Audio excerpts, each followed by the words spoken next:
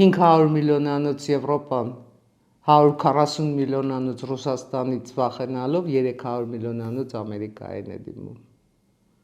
Թվերի մեջ որ նայեք, բավականին հետաքրքիր պատկեր է ստացվում։ Եվ այնուամենայնիվ դատելով այդ բոլոր իրադարձություններից ես կարծում եմ, որ այստեղ շատ մեծ անելիքներ ունի նաև Հայաստանի Հանրապետությունը։ Իսկ ինչու մենք այդ նոր ձևավորվող ՆԱՏՕ պլյուս համակարգին մեր մասնակցությունը չունենանք, ինչու այդտեղ մենք չորոնենք եւ հենց այդտեղ չգտնենք նաեւ մեր անվտանգության երաշխիքները։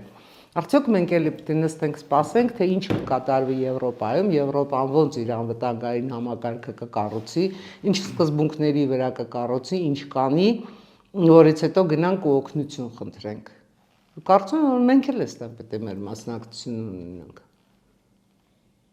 Ամենայն դեպս գոնե բանակցությունների մակարդակով, գոնե պայմանավորվածությունների մակարդակով, հաշվի առնելով, որ այո, այդ ՆԱՏՕ պլյուսում լինելու են ոչ Եվրամիության անդամ երկրներ։ Իսկ Հայաստանը հանգիստ կարող է այդտեղ մասնակցել։